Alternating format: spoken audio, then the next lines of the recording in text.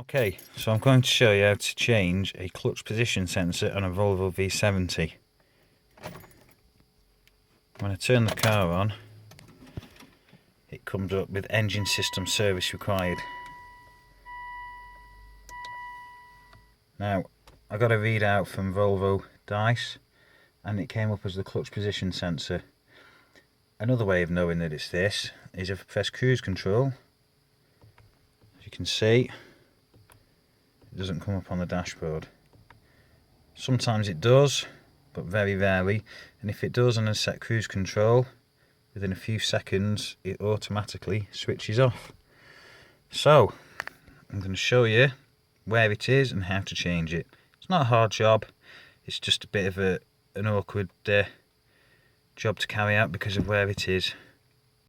Okay, so I'm under the steering column by the pedals, and that there is the clutch position sensor. It's an awkward position to get to, but like I say, it's not a difficult job.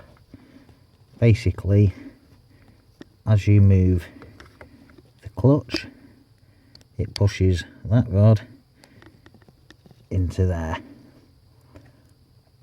and it is what it is. It's a sensor to work out where the position of the clutch is, which obviously controls your cruise control, amongst other things that it may affect. So first job is to unplug that green clip right there.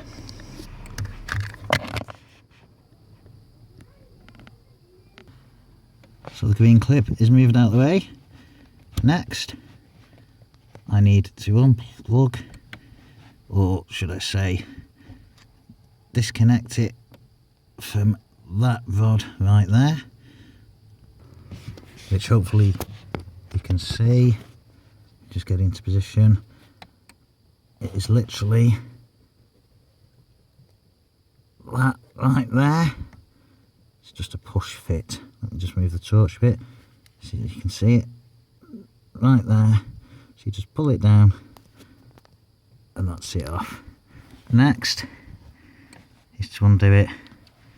You see this end here, which just pulls out, and there we go. That's the old sensor out. I'll just show you what it looks like from that end there. Bear with me. Hopefully you can just see. I'll just point towards where it is. If you can see, it's not very good. It's that little ball there, it just pushes onto there. I'm just going to give it a quick clean because there's a bit of fluids on it. So I'm just going to give it a quick wipe over before I put the new one on. Okay, so giving it a wipe down. Here's a new part. This cost me just under £40 from the main dealer. You can get it off eBay, but it's slightly more expensive, bizarrely. There's the new part right there, ready to go on. When you put it on, make sure the clip goes at the bottom, and this end pushes onto the ball like so, and that end pushes up onto the white rod, and then obviously just clip it back in. 60-second job. And there we have it. The new one is all in place. Let me just see if I can show you how it works. If I press the clutch in, just see if I can. If I press the clutch in, it moves that rod right there. It's a bit awkward to show you. It moves that there, can you see? Just about. There you go, that's better.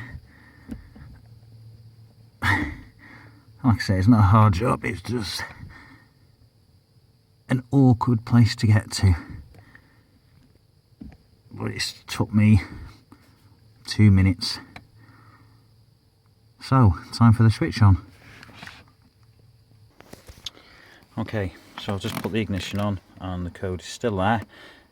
So what I need to do is just reset it with my code reader.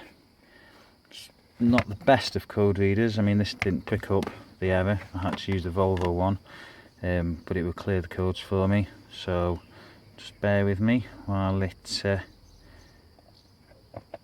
goes through its motions.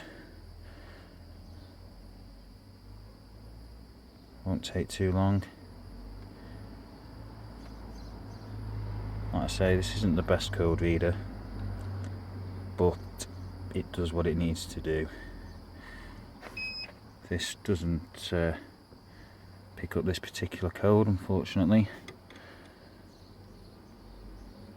but for £25, like I say, it does what it does. You can see it says there, no fault codes.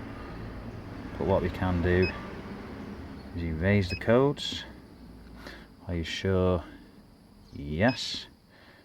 And that will then erase the fault codes and get rid of the error on the dashboard. Press any key to continue. Let it go through all the motions again. And the next bit will be turning the car back on. So I did actually have to clear the code once again. Like I say, it's only a cheap code reader. As you can see, I'm going to put the ignition on. There is no warning light. If I press cruise control comes on the dashboard. So I'm just going to take it for a quick spin up the road, make sure it's all good. I'll get back to you in a few. Okay, so I just took it for a quick road test. Everything checks out, cruise control works, it stays on. When I dip the clutch, it disengages the cruise control. Everything's good. Like I say, it's not a hard job, it's just awkward because of where it's positioned. Now all I need to do is just put the trim back on, which is something that I never mentioned, but it's a lot easier if you take the trim off that surrounds the light in the footwell, assuming you've got one of those, because otherwise it really is awkward to get to. It's only 2 torque screws, nothing major. Slightly awkward to take it out, but not that hard. So I'm just going to put that back in. Hope you enjoyed the video. Any questions, feel free to ask. Cheers, bye.